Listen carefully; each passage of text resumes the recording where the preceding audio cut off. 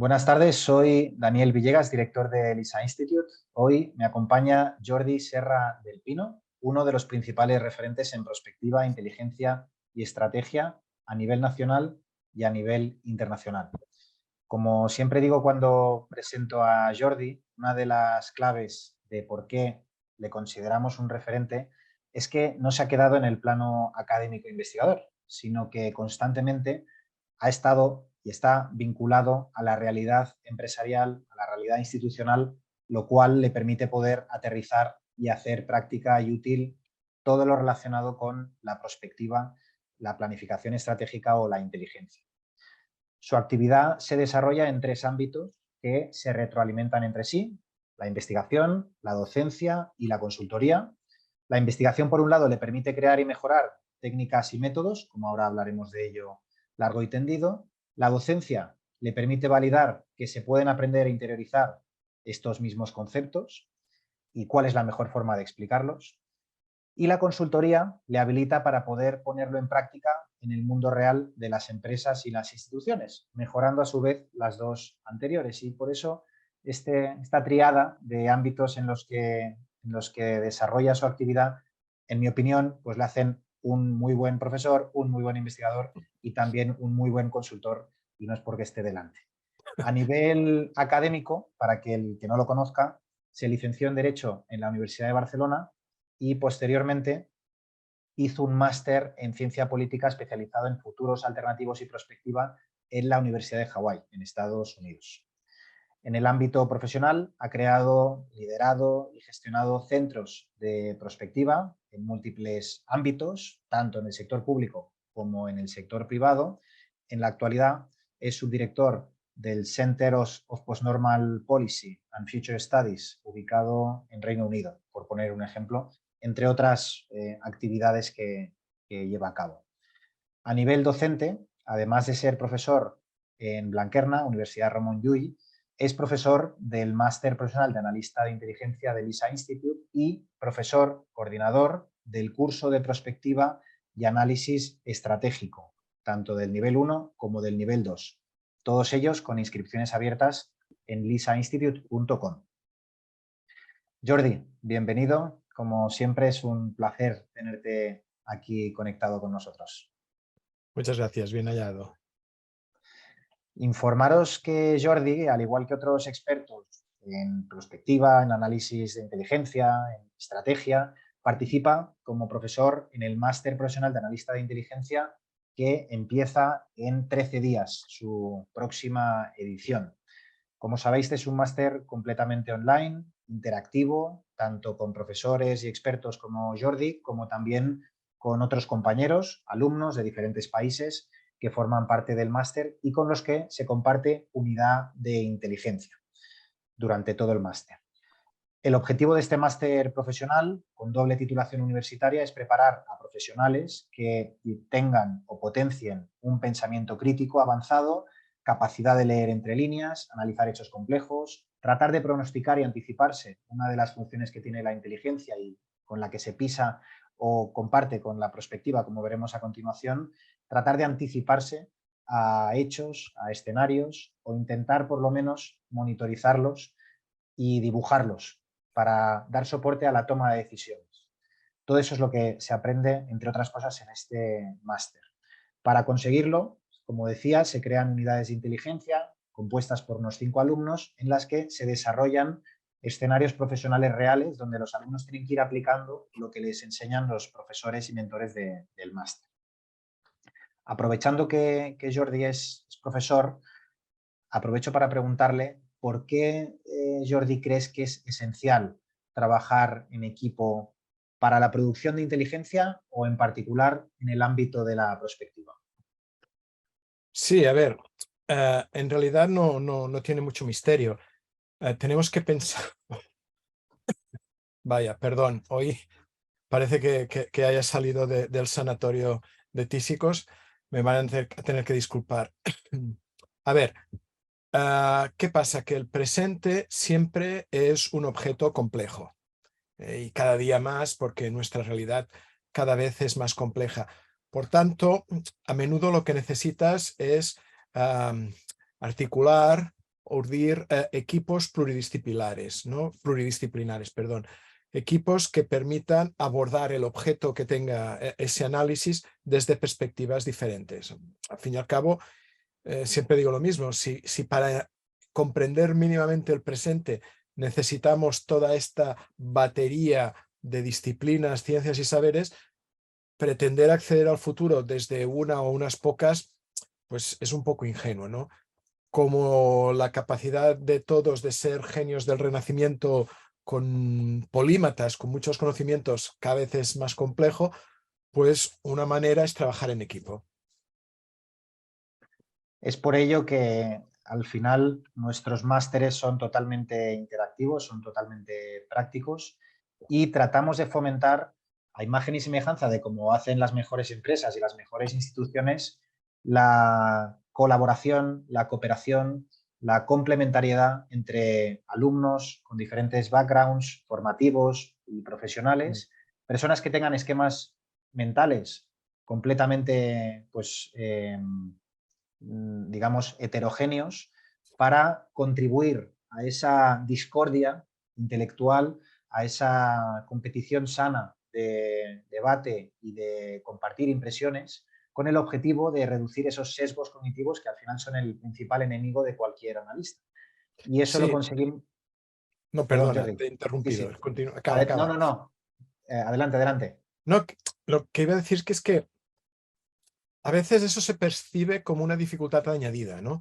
Trabajar con gente muy distinta, con trayectorias, experiencias y conocimientos diversos, a veces se convierte pues, en una dificultad adicional al proyecto, pero al final acaba siempre o casi siempre siendo algo que enriquece el proyecto, porque si todos los que trabajan tienen, diríamos, un contexto similar, el mismo conocimiento de base, la misma experiencia vital, generalmente quiere decir que son todos hombres viejos, ¿no? Que es lo que pasa muchas veces, pues eso acaba siendo empobrecedor.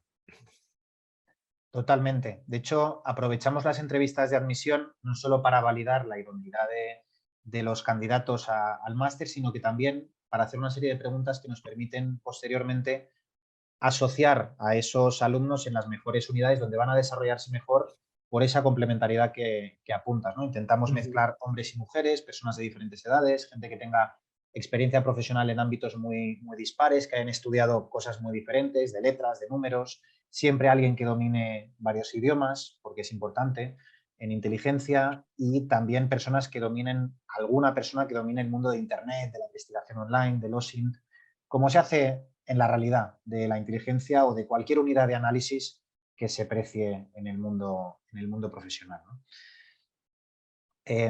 Perfecto.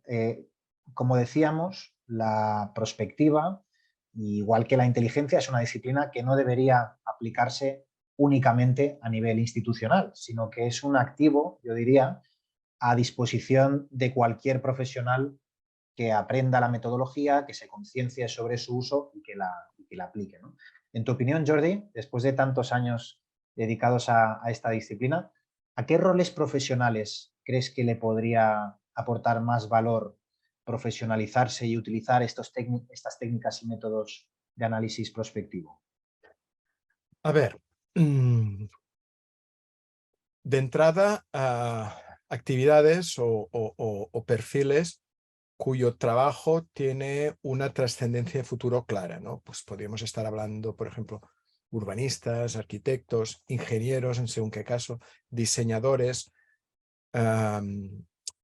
técnicos que tienen que prever, pues, por ejemplo, en administraciones, el desarrollo de proyectos, pero en general, cualquier actividad que tenga, y muchas las tienen, una dimensión más a futuro, más de ver qué consecuencias puede tener lo que estoy haciendo, la prospectiva puede ser útil. Pero es que en algunos casos, como decía, pues es como muy evidente, ¿no? Si tú estás proyectando, vamos a decir, un equipamiento urbanístico para un determinado lugar, pues te interesa saber pues, qué previsión de población hay, si se prevén hacer más zonas habitables o zonas industriales, qué crecimiento están teniendo zonas parecidas, qué infraestructuras de conexión se prevén hacer, etcétera, etcétera.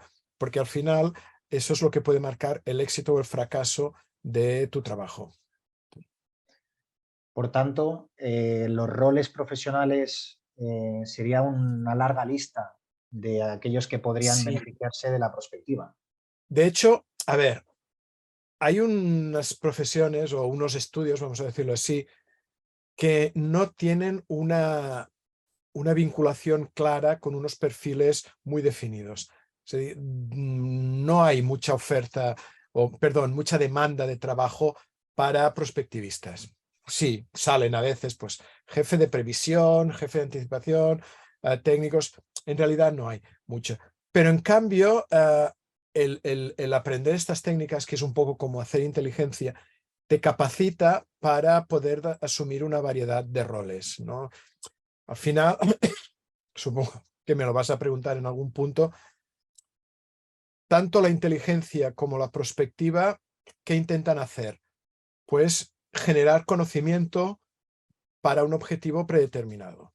En el caso de inteligencia, pues el que dictamine pues, la autoridad, el superior o los decisores políticos. En el caso de la prospectiva, a futuro. Y esa capacidad de procesar lo que está ocurriendo y darle una traducción que pueda ser útil para otras personas, la puedan aplicar, eso en realidad es una competencia muy amplia, muy transversal. Lo que pasa que a veces tienes tú que ser capaz de hacer ver a tus posibles empleadores la utilidad de aquello que haces. Si tú dices que eres abogado, arquitecto, ingeniero, más o menos la gente ya sabe qué puede esperar de ti. Si tú le dices que eres prospectivista o analista en prospectiva y o inteligencia, no lo tienen tan claro y a veces tienes que hacer este poquito de pedagogía para que vean que podemos ser perfiles muy válidos en todo tipo de organizaciones. Lo vemos continuamente en Lisa Work, que es nuestro portal de empleo, donde publicamos más de 100 ofertas de trabajo cada semana, que cuando nos hacen llegar ofertas de trabajo en prospectiva o relacionadas directamente con la prospectiva, que esa persona está toda su jornada laboral haciendo prospectiva, es raro, es muy raro. Sobre todo es más en entornos institucionales o aquellos relacionados con organismos internacionales o las más grandes empresas Sí, tecnológicas o farmacéuticas que hacen inversiones o energéticas también, que hacen inversiones multimillonarias cuya rentabilidad, el retorno, viene a larguísimo plazo y necesitan tener pues una previsión y una anticipación y una reducción de la incertidumbre tal como para correcto. poder invertir esa cantidad de recursos, ¿no? Con un mínimo de base científica o con un mínimo de seguridad, diría, ¿no?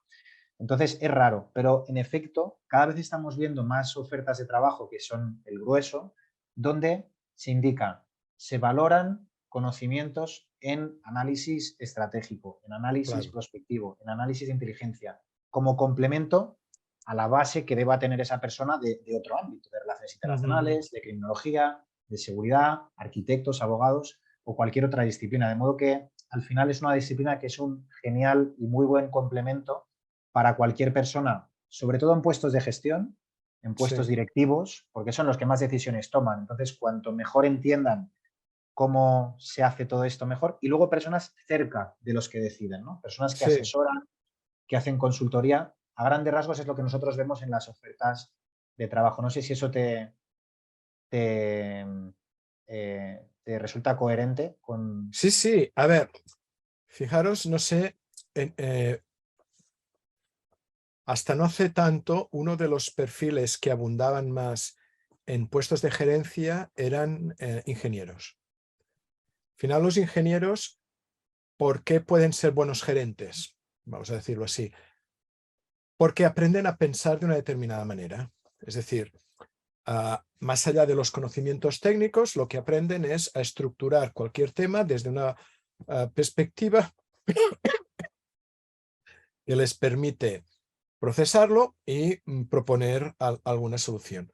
Bueno, pues yo creo que un analista, vamos a decir un analista en general, inteligencia, estrategia, prospectiva o un poco de todo, es incluso un profesional mejor capacitado para eso, porque a diferencia de un ingeniero, el pan nuestro de cada día en el análisis es estar siempre afrontando situaciones que pueden ser nuevas, de las que no tenemos por qué tener experiencia, de las que a veces no vamos a encontrar conocimiento disponible, y es algo que haciendo este tipo de actividad, análisis, inteligencia, prospectiva, estrategia, aprendes a, diríamos, desarrollar recursos que te permiten afrontarlo. Por tanto, estaría 100% de acuerdo que quizás no siempre se nos ve como el perfil idóneo para la gerencia, pero en cambio sí para ejercer algún tipo de asesoría, vamos a decir, de alta dirección o muy conectada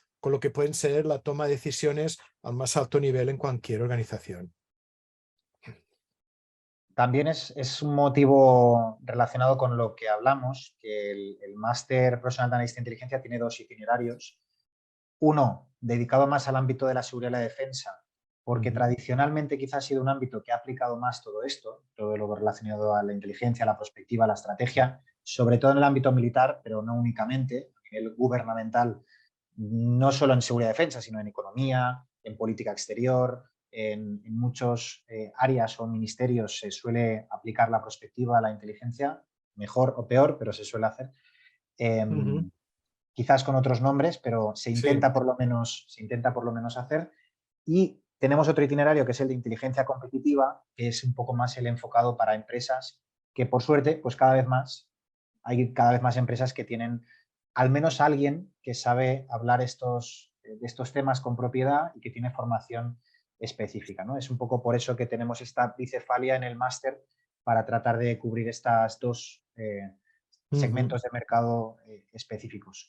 Por acabar con el tema máster, para aquellos que estáis preguntando, facilitaremos ahora un enlace, bueno, ya lo han facilitado los compañeros, la compañera concretamente que está, Paula, en el chat, dado que quedan las últimas plazas, para quien quiera reservar entrevista de admisión, empezamos en 2 semanas, o sea que no dudéis en solicitar entrevista de admisión. Dicho esto, esta masterclass se titula Técnicas y métodos de análisis prospectivo y estratégico. Para comenzar, le formularemos a Jordi las preguntas que ya nos han hecho llegar los alumnos de las actuales ediciones de los máster, y aquellos que no hayáis hecho pregunta aún, no dudéis en formularla a través del canal de preguntas que tenemos aquí en Zoom. Para aquel asistente que aún no haya hecho los cursos de prospectiva y análisis estratégico de LISA, ¿cómo podríamos definir la prospectiva? A ver, cuando Daniel ha dicho que llevo muchos años haciendo esto, es cierto, más de 40, ya empezamos a tener una edad, y siempre la reacción, o casi siempre la reacción cuando digo que hago prospectiva es ¿prospect-qué? La gente, la mayoría no sabe qué es. Por lo tanto, con los años fui acotando una definición que es la que he acabado adoptando. Es decir, la prospectiva es la disciplina que estudia el futuro para comprenderlo y poder influir en él. Y eso, si la pregunta era solo por ser cortés, pues ya mato el tema, y si mi interlocutor tiene interés, me permite elaborar. Primero, disciplina, ¿no? Por tanto, eso me permite distanciarme de otros, vamos a decir, profesionales que se dedican también a la anticipación, pero que utilizan otros medios como cartas, tarot y cosas de estas. Desgraciadamente en España aún son bastante abundantes. Yo digo que no, que hago ciencia si no se acepta como ciencia natural, al menos como ciencia social, ¿no? Y lo puedo demostrar porque lo que hago es público, es decir, nada de lo que yo enseño es un saber oculto o corresponde a un talento hereditario, sino que es algo que se aprende. Soy en este sentido bastante vulgar. Y porque intentamos aplicar el principio de repetibilidad, es decir, intentamos siempre que se puede experimentar, para eso se crearon los modelos, y por tanto aspiramos a actuar con rigor, con principios de empirismo, etcétera, como cualquier otra disciplina. Eso es una. ¿Qué estudia el futuro? Claro, ahí gente cree que el futuro es el objeto de nuestro análisis. En realidad, eso es porque el lenguaje queda mejor decirlo así. pero lo que analizamos son las cosas que sucederán en el futuro. El futuro nunca es el objeto, sino que es el contexto en el que acontecen las cosas. Eso es para evitar que nos digan que no podemos ser ciencia porque el futuro no existe. Es cierto, no existe. Y no puede haber una ciencia sobre un objeto que no existe. Pero no, el futuro es meramente el contexto. Y lo importante, y eso es lo que nos hermana con la inteligencia, es para comprender. Es decir, todo lo que hacemos, lo que buscamos es entender qué puede pasar. Es decir, y eso, como acostumbro decir, me repito más que la cebolla, me temo, es que de todo lo que puede llegar a pasar en el futuro, lo que menos nos interesa es anticipar qué pueda ocurrir. Queremos generar conocimiento, queremos explicar cómo y por qué puede llegar a suceder. Lo que nos interesa es entender cuál es la secuencia que puede provocar que suceda un suceso versus otro, porque ese conocimiento es el que al final nos puede permitir hacer el último paso, que es tener algún medio de acción sobre eso que puede suceder, poder influir de alguna manera en el futuro. Otra forma de comprender el alcance de la prospectiva y el análisis prospectivo, que no es fácil para las personas que acaben de aterrizar, pues son conceptos abstractos y que requieren también un cierto conocimiento de contexto que trataremos de dar en estos primeros minutos de la masterclass. Otra forma de comprender el alcance es entendiendo la relación que tiene la prospectiva con otras actividades habituales que se llevan a cabo en las empresas o en las instituciones. Entonces, Jordi, ¿en qué ámbitos podría aportar más valor el análisis prospectivo dentro de una organización? Vale, yo creo que el sitio donde podría mostrar un valor, vamos a decir, más superior, sería en el apoyo de tomas de decisiones. Es decir, cuando esa organización, esa empresa, esa institución tiene que tomar alguna decisión realmente relevante, trascendente de futuro, la prospectiva que nos ayudaría a entender mejor las implicaciones, las consecuencias de cada alternativa, y eso nos permitiría decidir mejor.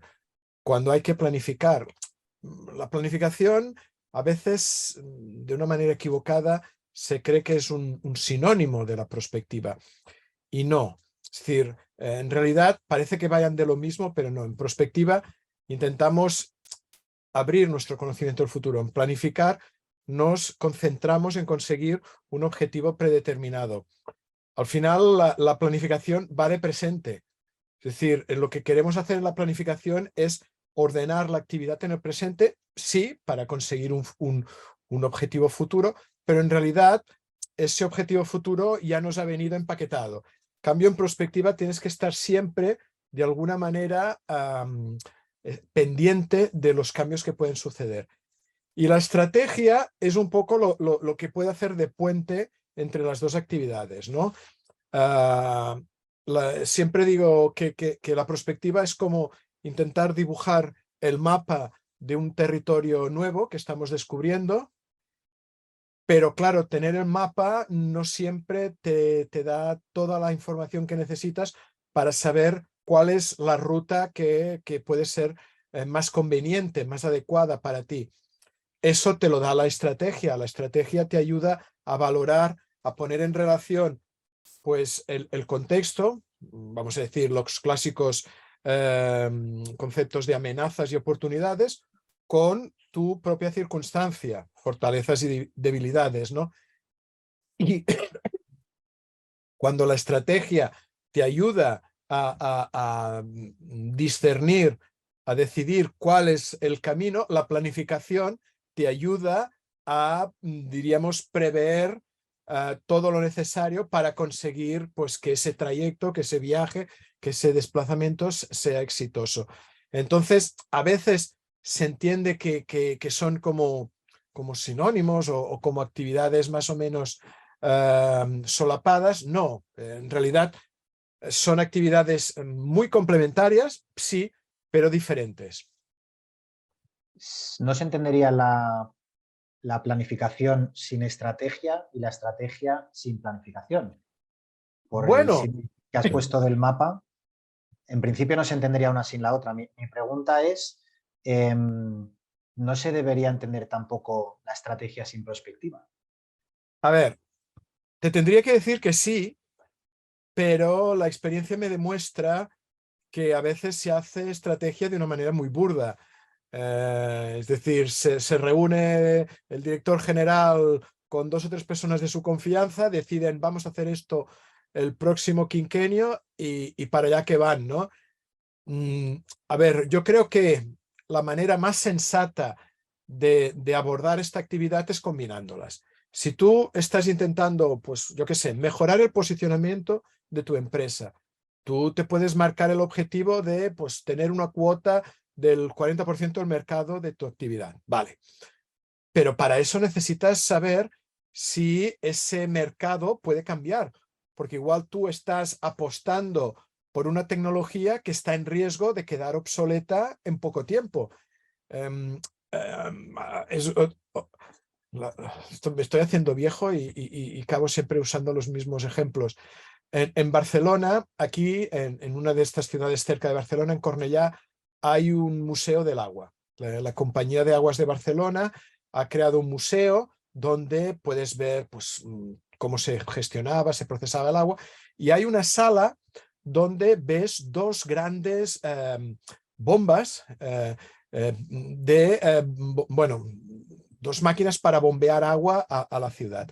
Son enormes, son como dinosaurios industriales, son de principios del siglo XX y son máquinas de vapor.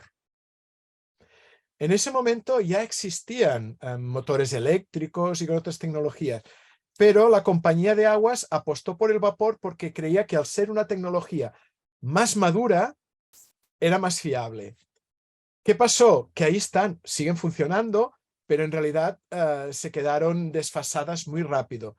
Ahora son, pues, ya les digo, la verdad es que vale la pena porque son muy grandes, son como ver los huesos de un dinosaurio, pero se quedaron casi, diríamos, fuera de servicio muy rápidamente. ¿Por qué? Porque el cálculo no se hizo en base a qué tecnologías estaban llegando, qué ofrecían esas tecnologías, qué potencial tenía.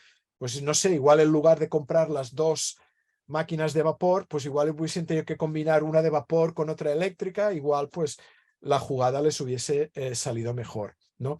Por tanto, al final la complementariedad entre las 3 es lo que les da un valor añadido mucho más alto, porque la perspectiva por sí sola, pues ese dibujar mapas que he dicho hace un momento, pues puede estar bien, puede ser intelectualmente estimulante, pero la definición que he dado es al final poder hacer algo, ¿no? Y este poder hacer algo a menudo es mucho más potente, es mucho más efectivo si se combina con estrategia, ¿no? La idea esta de que en el futuro lo podemos conseguir todo, esa idea del futuro como gran reserva de esperanza, vale, está bien, pero en realidad no podemos conseguir todo en el futuro, al menos al mismo tiempo, en el mismo plazo, con el mismo esfuerzo.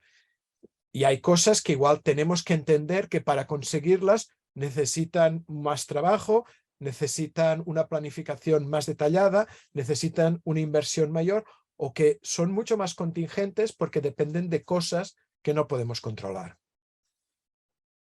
De este modo, entiendo, desde mi punto de vista, que toda persona que haga estrategia debería tener ciertos conocimientos o por lo menos sensibilidad por todo lo relativo a la prospectiva para poder hacer esa estrategia de forma correcta, igual que debería también tener conocimientos, evidentemente, en planificación. De lo contrario, pues le faltará una de esas 3 patas imprescindibles para que las 3 salgan bien, ¿no? Por Yo, esa complementariedad. yo creo que sí, yo creo que como mínimo tendría que tener, a ver, tú puedes ser más fluidos, puede ser más articulado en una de las 3 patas, ¿no? A todos nos pasa.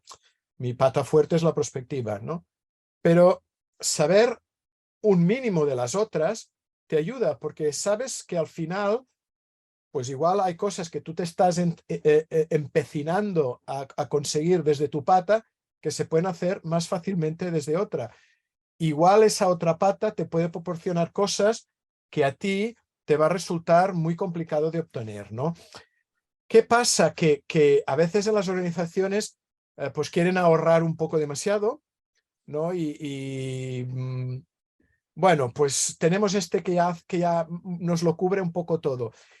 Y a ver, sí que hay personas que son muy, muy pluridisciplinares, pero al final siempre puedes complementar, ¿no? Si tú tienes a alguien que es buenísimo haciendo estrategia, pero que no es tan bueno haciendo prospectiva, igual lo que puedes hacer puntualmente, pues contratar, subcontratar o buscar un refuerzo de anticipación que te refuerce esa parte, ¿no? Y para planificar, como tampoco vamos a estar haciendo planes cada semana, igual para ese esfuerzo también puedes complementar con alguien que te ayude a planificar. Planificar es terriblemente complejo. La gente se cree que es cuestión de poner objetivos y fechas y ya. No, hacer una planificación bien hecha entraña una dificultad enorme, y cuanto mayor es la organización y más son los recursos que se tienen que mover, es mucho peor. Por tanto, hay que buscar aquellos profesionales que realmente estén capacitados para ayudarnos a conseguir lo que queremos, ¿no? Que es nuestra organización, nuestra empresa o lo que sea, pues vaya mejor, tenga más beneficios, trabajemos mejor, lo que sea. Sirve mucho el poner nombres de empresas reales o proyectos reales cuando hablamos de estos conceptos, para que la audiencia, los alumnos también pues vean aplicado la perspectiva en que puede servir. ¿Podrías ponernos algún ejemplo de proyecto empresarial o institucional en el que se haya aplicado la perspectiva con eficacia y que nos puedas exponer en grandes rasgos? Bueno, el caso más conocido y ampliamente estudiado es Shell, Royal Dutch Shell. Lleva muchos años haciendo prospectiva. De hecho, algunos de los métodos que utilizamos para, por ejemplo, construir escenarios de futuro se desarrollaron en esa unidad que se creó dentro de Shell, y a ellos les ha funcionado muy bien. En un mercado cambiante que además está siempre sometido a cuestiones pues, que van desde la geopolítica a la economía, y a veces pasando por cuestiones culturales, a tener un equipo que sistemáticamente va proporcionando estudios al comité de dirección para que puedan tener mayor criterio al decidir, funciona. En Acciona se hizo un observatorio. Nestlé también tiene en su sede central, ellos, si no le han cambiado el nombre, los llamaban PLTs, que es planes a long term, a largo plazo, que después se envían a sus sucursales, y cada uno pues va adaptando dentro de un margen, ¿no? En el ámbito de empresas cuya investigación requiere tiempo, como puede ser, por ejemplo, farmacia o medicina, pues también es una cuestión que se trabaja. Lo que sucede es que no lo explican. Porque es decir, el caso de Shell, que tú puedes ir y buscar, y tienen incluso una página web donde te explican y hay vídeos colgados es un poco excepcional. La mayoría no te explican lo que tienen o lo que hacen, porque es un conocimiento sensible. Y digo que pueden tener nombres diferentes, ¿no? Yo he visto desde logística, previsión, anticipación, estrategia. Todos los que se dedican a abstraerse del día a día para mirar un poco más allá, cabría dentro de aquí. Y cada vez más los gobiernos también se van sumando, ¿no? Tenemos pues, en Escandinavia, en Suecia y Finlandia, que tienen ministros del futuro. Aquí en España ahora tenemos una comisión de prospectiva, ya habíamos tenido una. A nivel regional, en Cataluña tenemos una Dirección General de Análisis y Prospectiva, y hay cada vez más administraciones que se dotan de esas capacidades. Y es, diríamos, un ámbito de trabajo que puede ser interesante para nosotros, ¿no?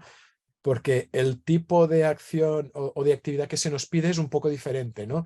Ya no, por ejemplo, ya no será tan vinculada al beneficio, sino que tendrá que ver, por ejemplo, con el cumplimiento de políticas, con cuestiones mucho más difíciles de valorar, como el bienestar de los ciudadanos, etcétera, etcétera.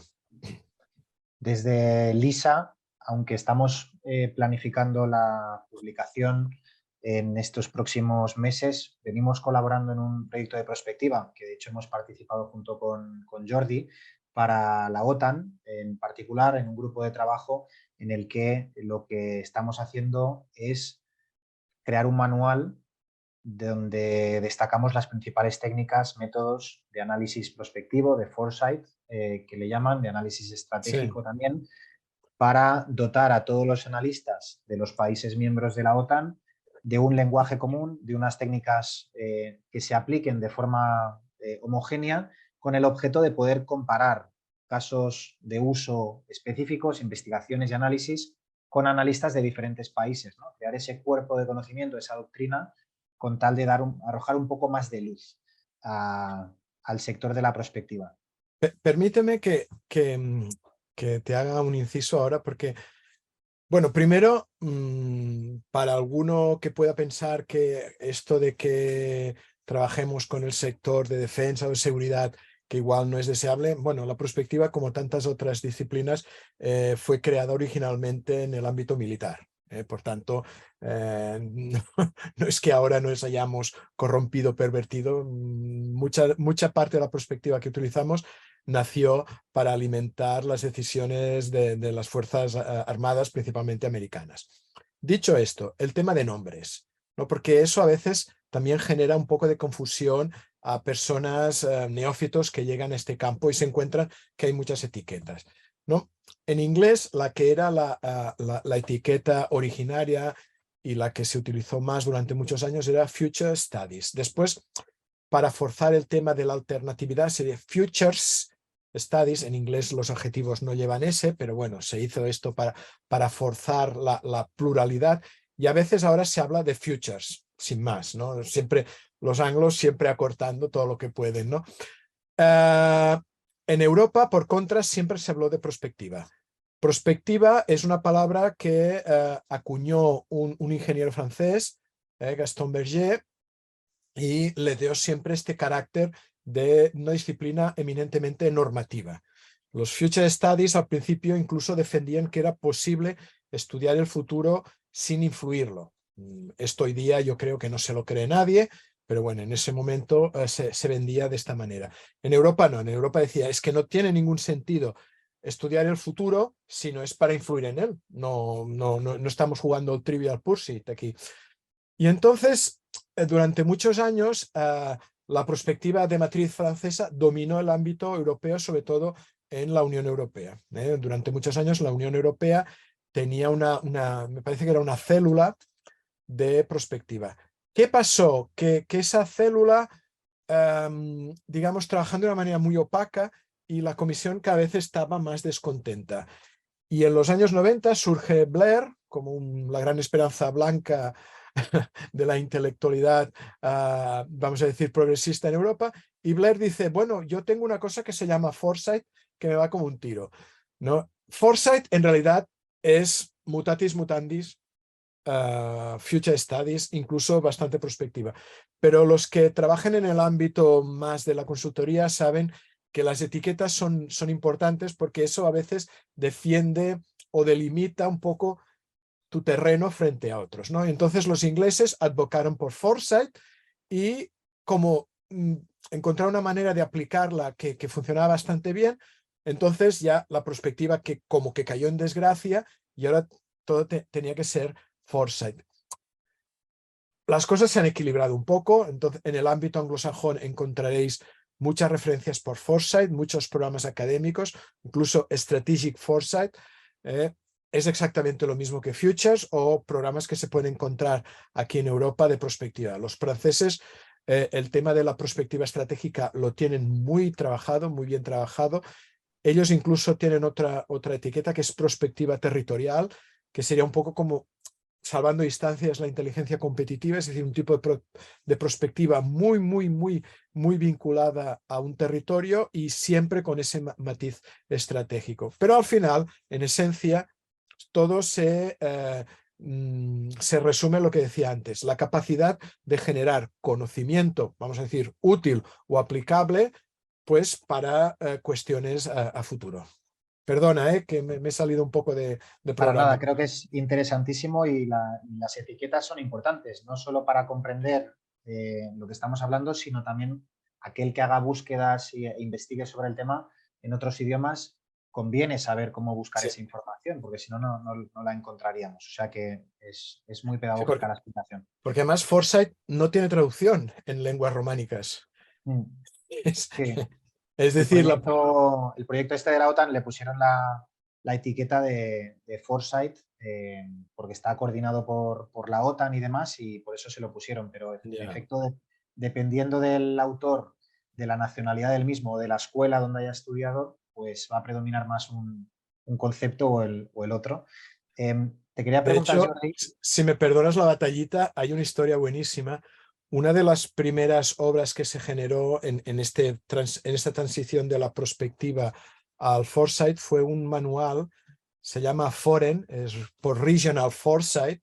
Está muy bien, se puede encontrar, aparte de que la edición era pésima, con muchos colores, pero el contenido estaba bastante bien. Y entonces la comisión subvencionó la traducción de ese manual a otras lenguas. Bueno, una parte importante de ese manual era explicar por qué Foresight no era lo mismo que prospectiva. Bueno, en España lo tradujo el que es el Observatorio de Prospectiva Técnica Industrial, el OPTI, que en ese momento lo llevaba, el director era Jesús Rodríguez Cerezo, me parece que se llamaba. Bueno, en España toda esa parte la obviaron, porque ¿cómo se tradujo el manual? Manual de prospectiva regional.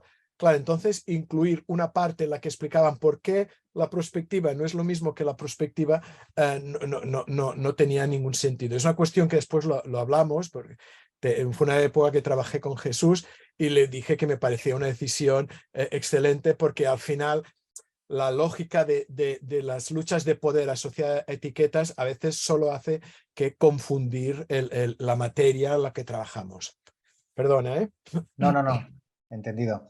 Te quería preguntar, Jordi, sobre, igual que hemos hablado de la relación entre prospectiva, estrategia, planificación, como tenemos muchos alumnos que están estudiando inteligencia y que es su especialidad o será su especialidad en poco tiempo, Esperemos. ¿cómo se relaciona la prospectiva con el mundo del análisis de inteligencia? ¿Cuáles son esos Vale, vasos comunicantes entre ambas vale. disciplinas? Bueno, en realidad, desde el punto de vista de la actividad que hacemos con el análisis, son primas hermanas. Es decir, la mayoría de los métodos que se utilizan tanto en prospectiva como en inteligencia, algunos con poca adaptación se pueden utilizar en el otro.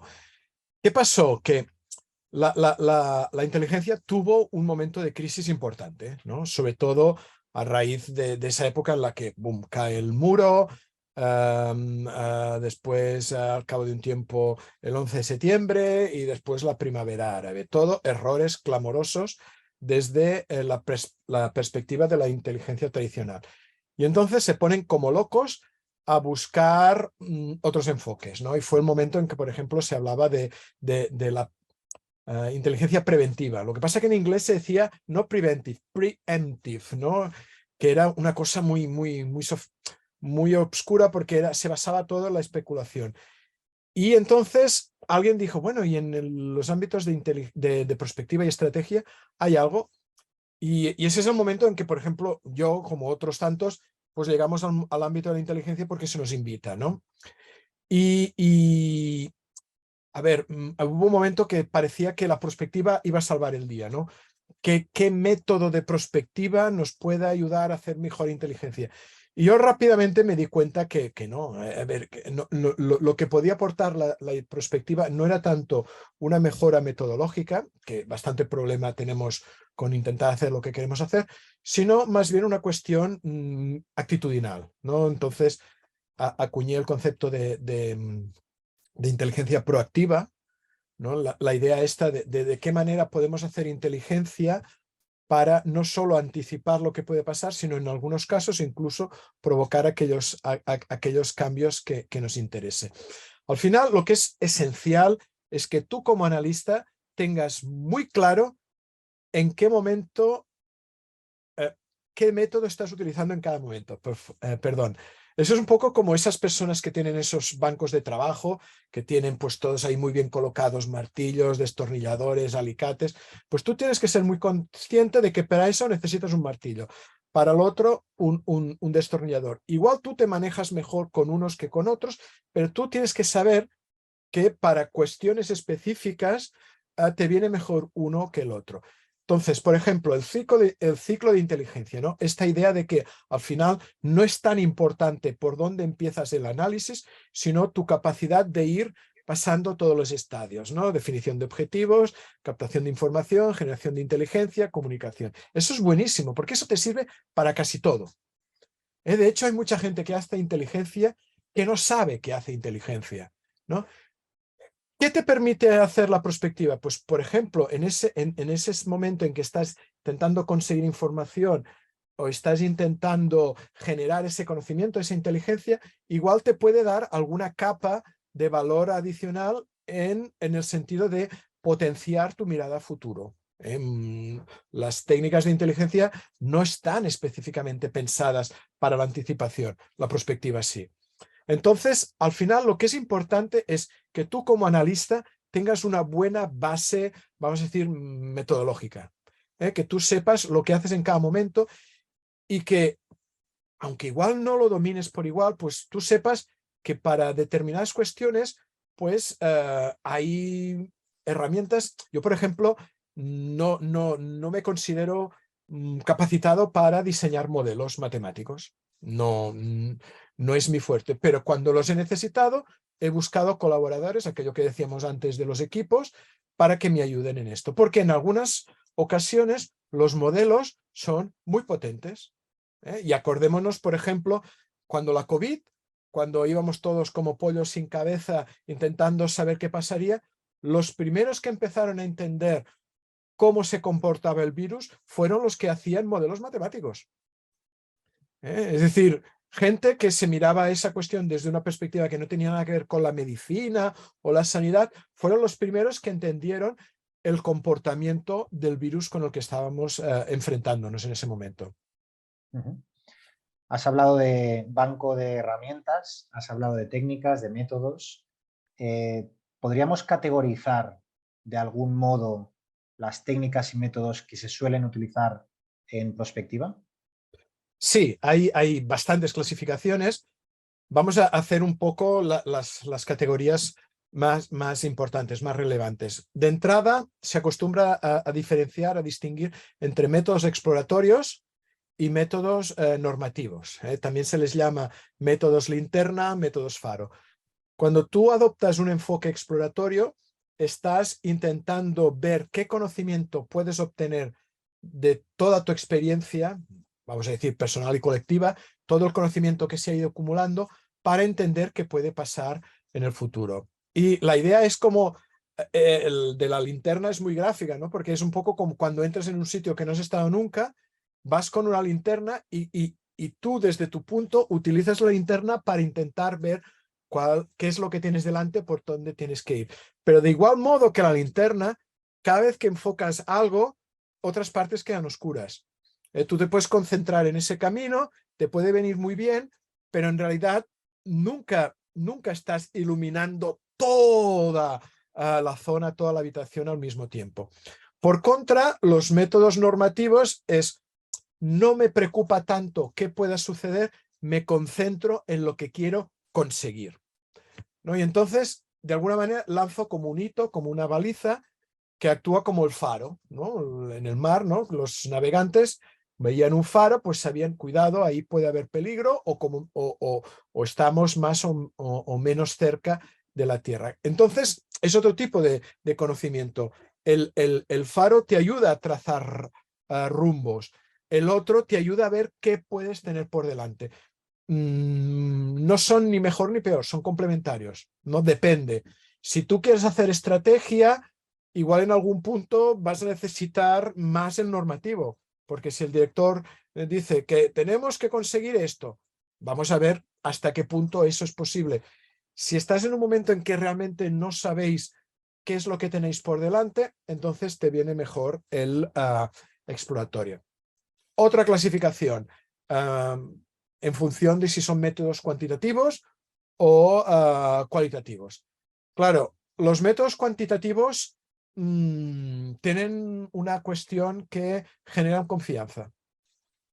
Yo sé positivamente, lo he constatado en montones de veces, que si en mis conclusiones pongo que determinado fenómeno tiene una probabilidad del 77,84, sobre todo si pongo 2 decimales, eso ya es definitivo.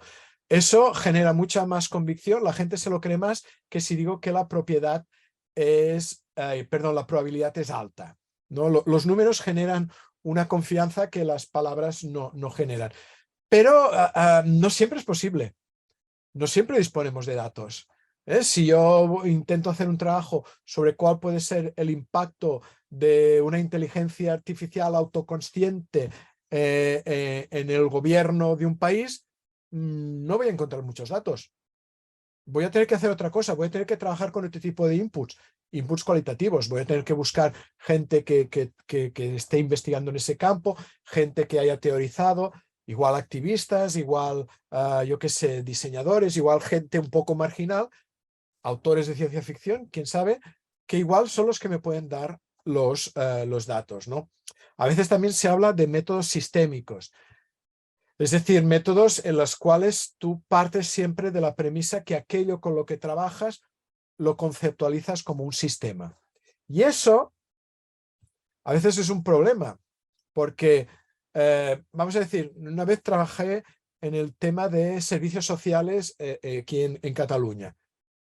Ostras, definir el concepto sistemas sociales en Cataluña era tremendamente complicado porque ahí teníamos cuestiones sanitarias, económicas, sociales, culturales. ¿Qué cosas metíamos o dentro sacamos del sistema? Eso es difícil, pero la ventaja es que una vez tú tienes tu sistema diseñado y conceptualizado, tienes una información útil porque cuando definimos un sistema no solo tratamos de identificar los componentes, tratamos de entender cómo interactúan entre ellos. Por tanto, es como que ya tienes una información un poco más dinámica. No es tanto intentar hacer una foto de aquello que quieres analizar como ver un poco una película, ¿no? Y si estás haciendo prospectivas, si quieres anticiparte, tener información dinámica acostumbra a ser útil. También, perdón, también podía hablar de métodos expertos versus métodos participativos. Métodos expertos quiere decir que trabajas con gente que es muy fluida, que es experta, que es hábil, que conoce muy bien métodos, ¿no? Entonces, por ejemplo, pues me contratan a mí y un equipo pequeñito para hacer un estudio. Versus participativos, en los que intentas captar conocimiento de los colectivos directamente implicados en el objeto. Los métodos participativos te dan un plus de legitimidad. Son muy complejos.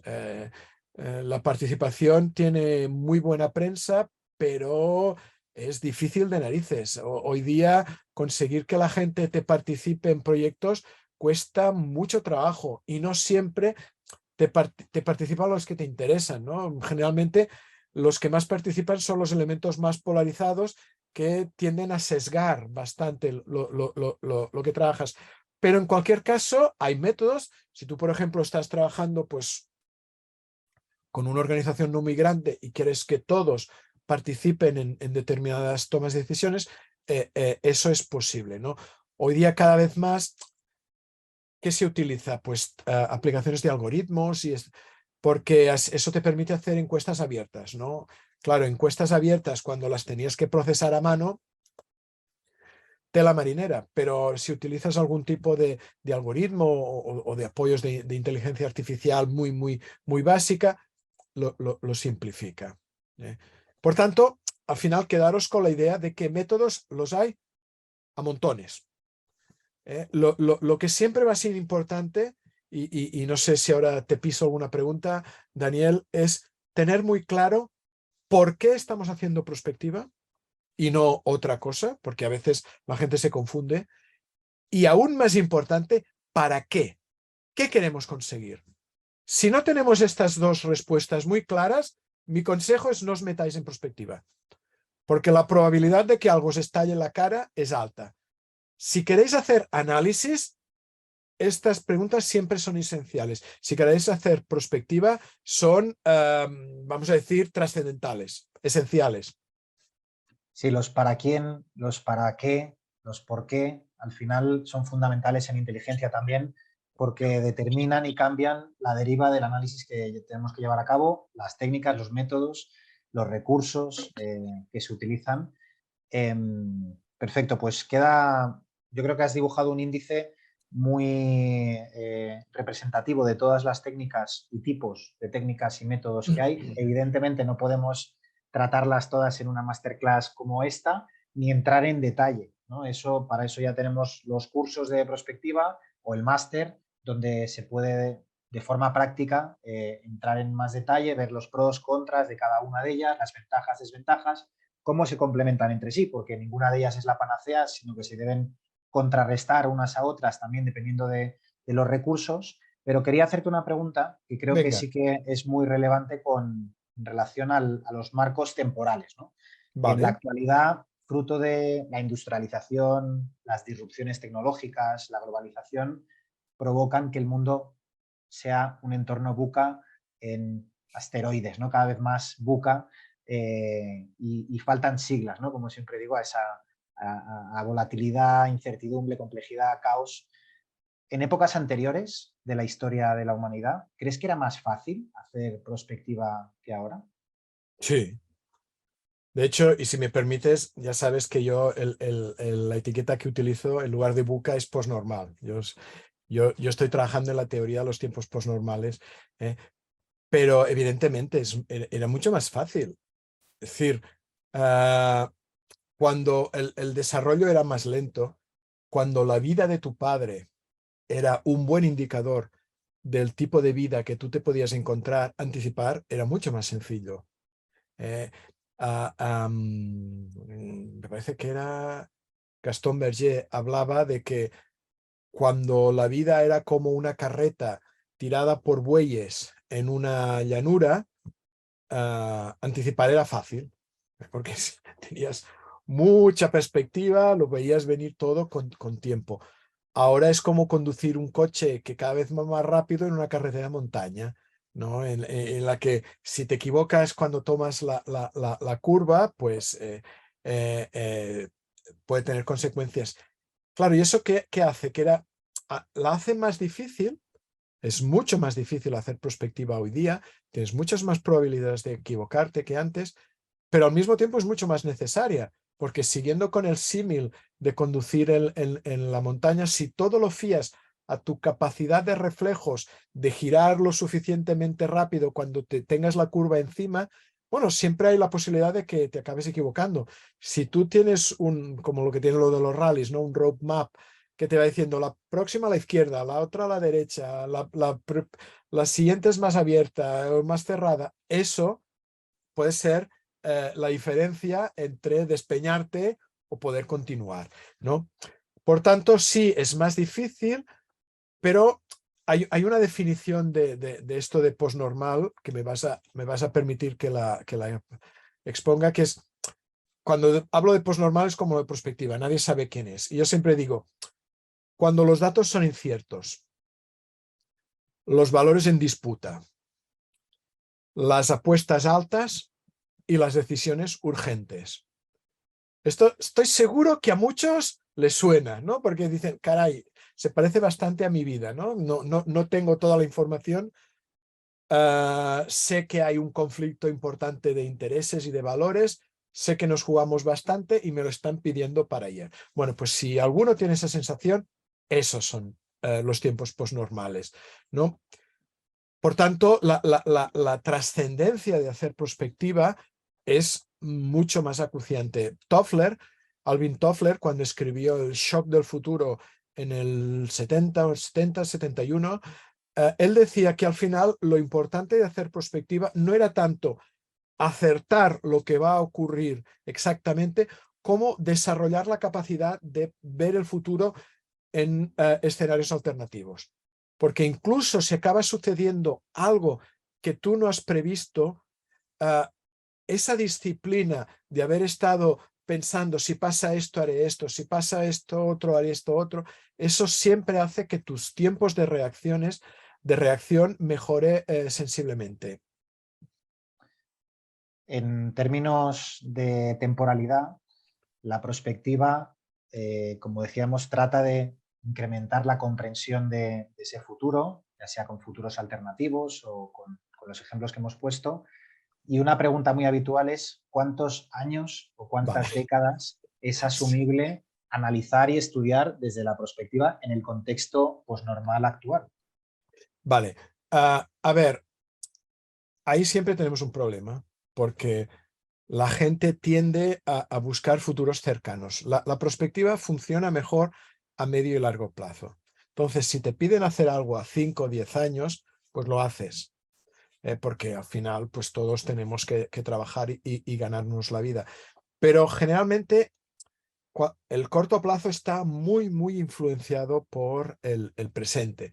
La capacidad de maniobra que tengamos siempre será menor. Había un filósofo americano, John Van Hale, que decía que el futuro del futuro está en el presente, ¿no? Por tanto, si trabajamos a 10, 15, 20 años, acostumbra a ser mejor por otra razón, que es nos permite hacer el clic de dejar de pensarlo todo en función de si se parece al presente o no.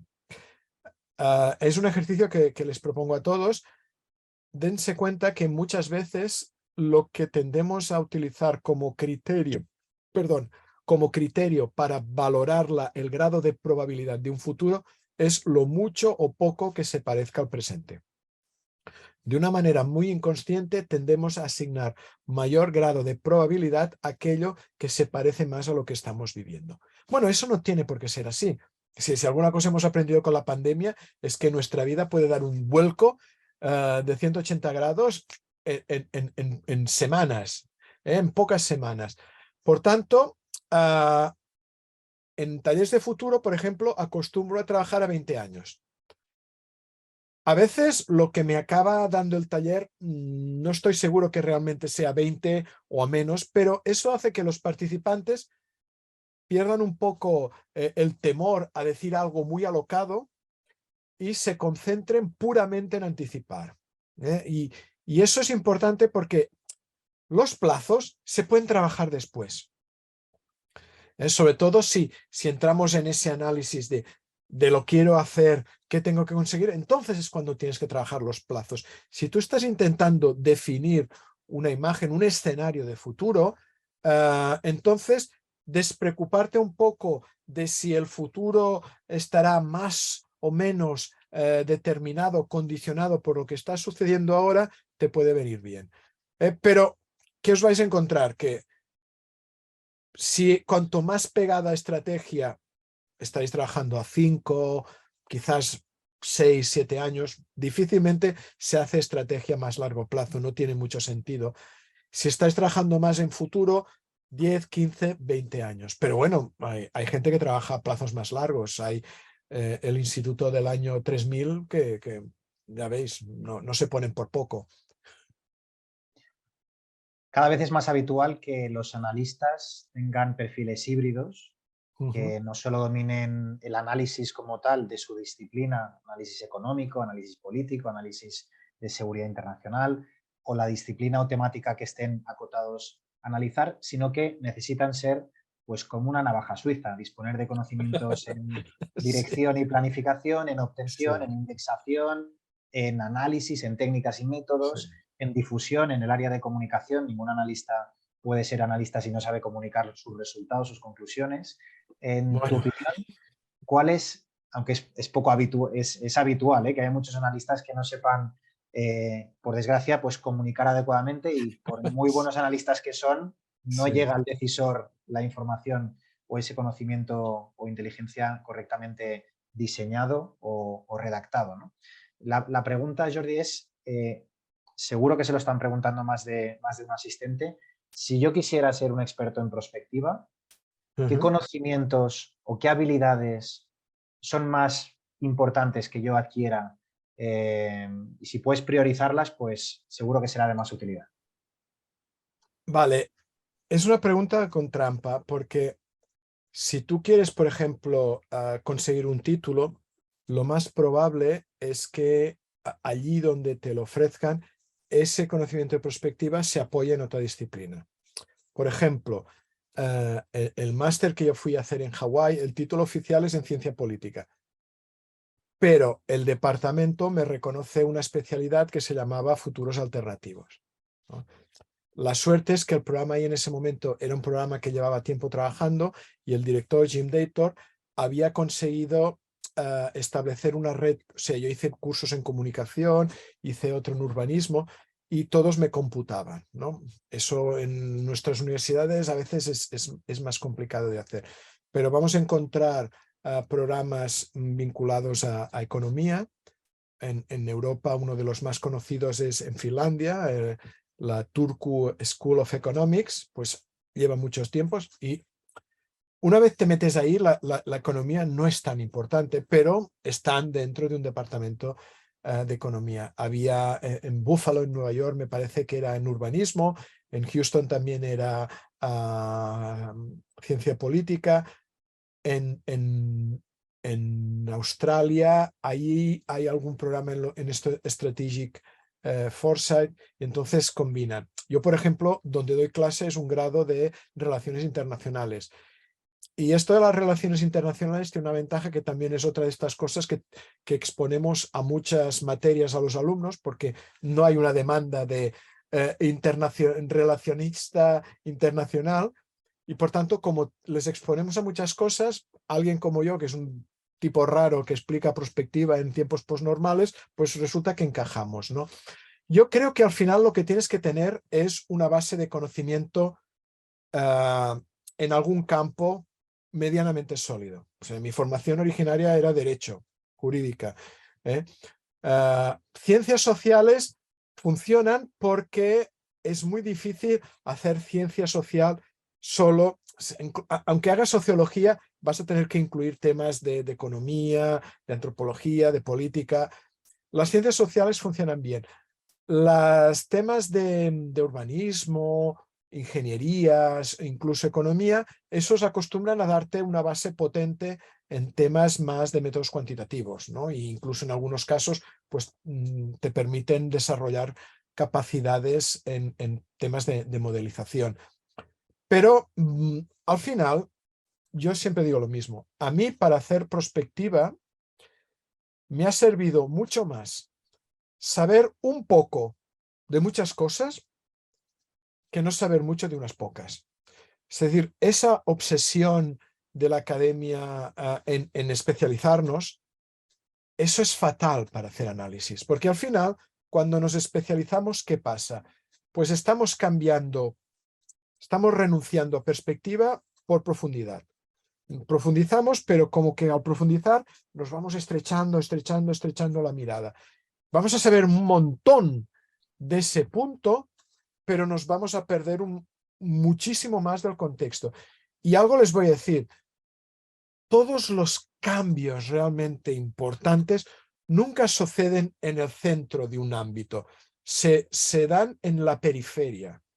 Por tanto, si lo digo de otra manera, cada vez que he trabajado con especialistas, muy especialistas en algunos cambios, no ha acabado de funcionar bien, porque están tan metidos en su campo que pierden un poco de vista lo que sucede alrededor. Y lo que sucede alrededor a menudo es lo que te cambia, como esos de la compañía de aguas que estaban convencidos de que la máquina de vapor era la opción triunfadora y no se daban cuenta que otras tecnologías estaban irrumpiendo y iban a cambiar el panorama en un momento. Por tanto, lo que les voy a decir es que además, como casi en todas partes la prospectiva se enseña como posgrado, hagan un grado, tengan una base de conocimiento en algo que les motive, en algo que realmente vean que conecta bien con su talante, con su manera de trabajar, Y después, pues si pueden acceder a algún posgrado de prospectiva,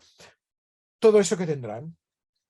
Porque al final, una de las gracias de hacer, por ejemplo, un máster en analista de inteligencia es que seguramente van a estar compartiendo aula real o virtual con alumnos de perfiles muy diferentes, ¿no? Y hacer los trabajos en equipo, en esos casos, es bastante interesante y muy enriquecedor. Desde el punto de vista de conocimientos, queda muy clara la explicación, multidisciplinariedad al máximo y luego conocimiento más específico sobre la disciplina de la prospectiva, técnicas, métodos, conceptos, límites, buenas prácticas, etcétera.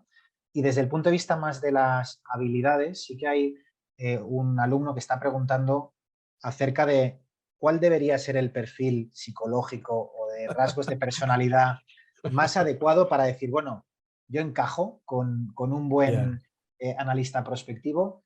En tu opinión, y tú que conoces a muchos prospectivistas de diferentes países y que estás en constante contacto con ellos, ¿cuál es el perfil que más abunda o el perfil psicológico de personalidad que más debería, en tu opinión, abundar? Perfiles profesionales iría un poco por lo que he venido explicando, ¿eh? Tenemos un gran segmento que viene de las ciencias sociales. De un tiempo a esta parte tenemos más y más gente del campo del diseño, ingenieros también, entonces te puedes encontrar arquitectos, urbanistas, de economía, entonces tienden a utilizar, por ejemplo, modelos econométricos o trabajan con ciclos. Al final, eso es un poco lo que te ha llevado. Y todo puede ser, diríamos, útil si lo sabes aplicar. Respecto a qué, vamos a decir, a qué competencias más personales tienes que decir.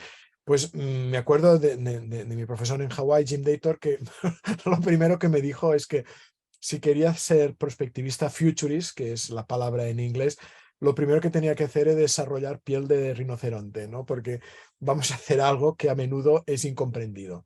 Y la posibilidad de recibir escarnio no es menospreciable, ¿no? A ver, parece una tontería, ¿no? Pero mis padres se murieron sin entender qué es lo que yo hacía. Y era algo que a mí a veces me provocaba una cierta frustración. Cuando llegó la época en que mis hijos iban a la escuela a explicar qué hacían sus padres, mi mujer es abogado, lo tenían clarísimo, lo que hacía yo no tenía ni puñetera idea cómo explicarlo. Por tanto, tienes que tener una cierta capacidad de blindarte a la crítica porque es probable que recibas. Segundo lugar, hay que ser muy curioso.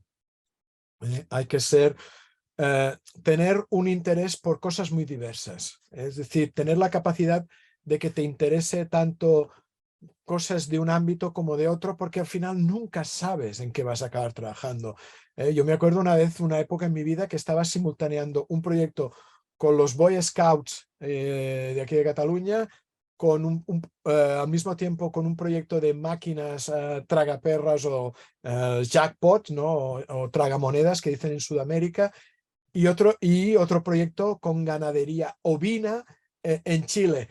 Y ahí estaba yo como un malabarista, mirando de tener las pelotas en el aire. Sabía entre poco y nada de los tres ámbitos antes de meterme.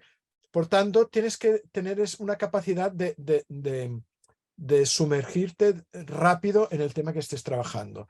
Tienes que tener la capacidad de rápidamente encontrar las claves que te permitan acceder a un tema, perdón, y eso creo que es muy parecido tanto en inteligencia como en prospectiva. Y tener esa capacidad de hacer la conexión, de no tenerle miedo a un tema nuevo. Ahora en la universidad estoy, bueno, tengo que escribir un artículo sobre comunicación, ¿no? Y el otro profesor que le está escribiendo conmigo está muy preocupado porque dices que tú no sabes de comunicación y tal. ¿Y cómo lo vas a hacer? Y yo, pues, pero si es el pan nuestro de cada día para mí, es meterme en temas de los que previamente no tenía ni la más remota idea, ¿no? Pues te metes y a veces eso es lo que te da valor, entrar en los temas con una mirada fresca. Ves las cosas de una manera que la gente que está ahí metida no se dan cuenta, ¿no? Y sobre todo para esa actividad más, vamos a decir, de consultoría, tener la capacidad de poner las cosas bajo una perspectiva diferente es útil. Uno de los primeros clientes que tuvo fue el director general de una empresa así de material eléctrico bastante importante, y el hombre era bastante chascoso. Solo empezar me dice: a mí ningún consultor me ha dado en la vida una idea útil, pero a veces me han servido para confirmar ideas que yo tenía. Y yo pensé de entrada: ¡buah! Qué tío más estúpido, ¿no? Pero me he dado cuenta que con los años que lo que decía en realidad tiene mucho sentido. Alguien que acaba de llegar a un campo nuevo, en unos pocos días, semanas, va a tener la capacidad de descubrir algo nuevo, relevante.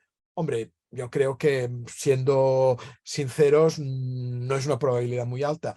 Pero la capacidad de ver si aquella idea que alguien tiene en bruto puede funcionar, conectarla con otras cosas, ahí es donde tenemos nuestra aportación, puede ser muy valiosa.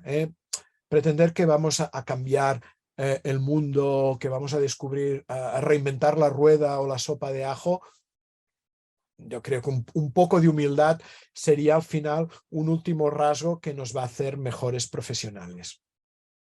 Entendido. En resumen, sería cultura general y cultura transversal de muchas disciplinas, de muchos temas, de todo lo que ocurre, de lo que ha ocurrido y que probablemente ocurra. Resiliencia, tolerancia a las críticas, Sí, destructivas o constructivas, mucha curiosidad sí, y con una dosis alta de humildad, como ocurre en inteligencia sí. en general.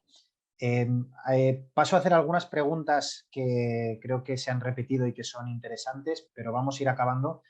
Una de ellas es de Sonia Gogova, que también es profesora y mentora del máster y de otros cursos de ELISA, y pregunta: ¿cuál es la diferencia, cuál dirías que es la diferencia entre previsión Y y perspectiva. prospectiva? A ver, mira, foresight sería la traducción más literal, sería previsión, ¿no? Previsión es, de alguna manera, una manera de ver el futuro en la cual no intentas tanto tener una actitud activa respecto al cambio, sino que más bien intentas mejorar tu velocidad de reacción y tu capacidad de respuesta. La prospectiva sí que puedes quedarte en un nivel más preventivo, pero al final lo que buscas es ser más activo, incluso en algunos casos proactivos. Es la diferencia entre un detector de humo y esas boyas que hay en alta mar para detectar tsunamis. El detector de humo te avisa cuando ya hay humo, por tanto ya hay fuego, y lo único que te da es un poco más de tiempo para salir. Las boyas, al estar en alta mar, a partir del momento en que te detectan olas por encima de un nivel, tú sabes que eso puede evolucionar. Por tanto, es una información con la que tú tienes que incluir otros datos. No te dice seguro viene el tsunami, te dice que algo está pasando en alta mar, y tú entonces igual vas a tener que mirar pues los mapas meteorológicos, vas a tener que ver si hay algún barco en la zona, vas a tener que utilizar otros conocimientos, porque no es seguro que venga el tsunami, pero es más como una alerta temprana. La prospectiva sería más la boya, la previsión más el detector de humo. Entendido. Otra de las preguntas que formula uno de los alumnos es si los analistas normalmente se apoyan en software para llevar a cabo ciertas tareas, como ya hemos hablado muchas veces, ya sea para ahorrar tiempo, para mejorar la Sí, precisión de sus análisis, etc. A sí, grandes sí, rasgos, ¿qué tipo de sí. software pueden utilizar un prospectivista? Bueno, por ejemplo, hay software específico para métodos concretos, ¿no? Hay un método que es el análisis estructural, de larga tradición en Francia, que es un método que sin apoyo es muy difícil. Y entonces hay un software, el Micmac, que se utiliza. ¿Qué problema tiene el Micmac? Que es una caja negra, ¿no? Entonces tú haces tus estimaciones, las metes en el software te da de vuelta una sopa de números y tú tienes que interpretarla. Con lo cual, a veces se traiciona esa idea de comprender, ¿vale? Para otra técnica que es el juego de actores, existe otro método que es el MACTOR. Y después lo que encontramos cada vez más son modelos, ¿no? Y muchas veces los modelos, cada analista, si tiene la capacidad, los ajusta a sus necesidades. ¿Qué vemos de un tiempo a esta parte? El uso de algoritmos, el algoritmos, por ejemplo, en lo que se llama previsión a medio plazo, ¿no? Se habla ni a muy corto ni a muy largo. Eso en algunos casos funciona. Se está empezando a trabajar en temas de inteligencia artificial y yo supongo que es algo que vamos a ver más. Pero yo creo que no podemos perder de vista lo que he dicho al principio. Si lo que estamos intentando es entender mejor de qué manera y por qué puede suceder algo y otro, necesitamos utilizar métodos que nos ayuden a entender. Es decir, la tentación de utilizar, pues, encontrar un algoritmo que pasará esto, es alta. Pero si no acaba pasando, igual no vas a entender por qué. Te vas a equivocar y no vas a aprender nada. Por tanto, mi consejo es que la tecnología está ahí, es maravillosa, se puede utilizar, pero nunca el uso de software o de apoyo tiene que ir en detrimento de nuestra capacidad de pensar. Nuestro valor añadido como analistas es nuestra capacidad de darle una vuelta, de procesar, de llegar a conclusiones. Y eso no lo podemos perder. Y la última pregunta, porque tenemos que dejarlo ya, hay varios alumnos preguntando, bueno, varios asistentes preguntando acerca de la diferencia entre el nivel 1 y nivel 2 de los cursos que tenemos de Vale. prospectiva y de análisis estratégico. ¿Qué es la diferencia entre el nivel 1 y el 2? El nivel 1 es puramente una introducción para que los estudiantes conozcan qué es la prospectiva y sobre todo para qué sirve, en qué situaciones tiene sentido utilizar prospectiva y en qué situaciones no. Lo digo porque a veces la gente no acaba de entender qué es esto la prospectiva y se creen que sirve pues para todo, desde solucionar el problema del hambre en el mundo hasta la litosis. No, la prospectiva sirve para lo que sirve y el curso 1 está muy orientado a que la gente tenga la capacidad de ver si realmente la prospectiva les puede ser interesante en su ámbito de trabajo, les puede ser interesante y útil.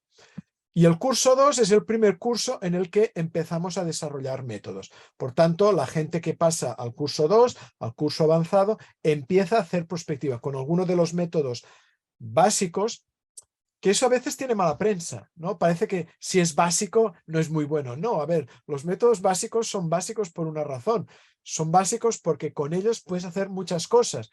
Y que parezcan aparentemente más sencillos, más simples, eso no quiere decir que no puedan dar buen resultado. Ya, a ver, no sé si es hacer un spoiler, estoy ya trabajando en un tercer curso, lo que pasa que el problema de hacer tantas cosas es que no llego a todo, ¿no? Pero estoy trabajando en un tercer curso y me gustaría al final también incluir algo de prospectiva posnormal.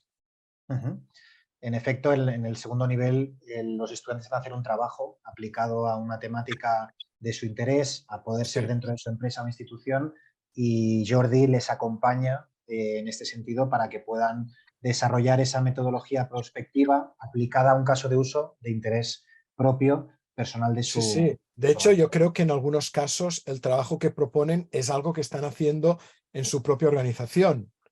Y me parece muy, muy inteligente hacerlo de esta manera, porque si ellos ya están intentando hacer prospectiva, pues que se aprovechen de lo poco mucho que yo les pueda ayudar para, vamos a decir, hacer un trabajo mejor o un poco mejor, pues me parece perfecto. Y al final tienen que pensar que lo que más contribuye a solidificar un conocimiento es usarlo. Es decir, ustedes pueden creer que han aprendido todo lo que necesitaban saber sobre la extrapolación de tendencias o sobre la rueda del futuro, pero hasta que no te metes en harina hasta que no estás ahí peleándote con las variables, hasta que no te das cuenta que en Internet no está todo y que no vas a encontrar información para todo, hasta entonces no puedes saber si realmente has dominado un método o no. Por eso todos los cursos que hacemos y todos los másters son tan prácticos y tan interactivos, porque lo que no se practica no se aprende. Y con esto tenemos que dejarlo aquí. Esperamos que la masterclass de hoy haya ayudado a entender mejor la profesión del analista prospectivo, del prospectivista y cómo esta disciplina tan apasionante conecta con otras disciplinas como la estrategia, la planificación o la inteligencia en sí misma, y cómo puede ayudar a múltiples roles profesionales, especialmente en la gerencia, en la dirección o aquellas personas alrededor de estos, ya sean asesores, consultores, para ayudar a la toma de decisiones, para reducir la incertidumbre, para comprender mejor esos hechos que pueden ocurrir en un futuro. Como decía Jordi, en este entorno postnormal que estamos viviendo es más clave que nunca disponer de ciertos conocimientos metodológicos en prospectiva para poder tenerlo en cuenta en nuestro kit de herramientas, en nuestro banco de herramientas cuando más lo necesitemos. Así que Jordi, en nombre de todo el equipo y en nombre de la audiencia, seguro, muchas gracias por hacer tan interesante estas masterclass, por poner tantos ejemplos, tantas metáforas y ser digamos, descriptivo a la hora de explicar estos conceptos tan abstractos y complejos, porque facilitan que la audiencia, que los alumnos lo entiendan. Así que muchísimas gracias. No hay de qué. Al final, pues vamos a decir que a mí también me interesa que cada vez haya más gente que entienda qué es esto la prospectiva, que se pueda utilizar y que de alguna manera vayamos ampliando el uso y la aplicación de esta disciplina.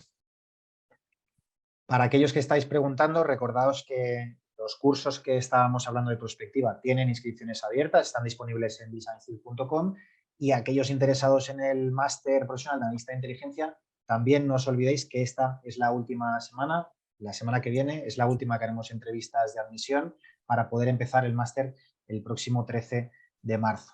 Así que muchísimas gracias a todos por asistir, por las preguntas, por los comentarios y el chat.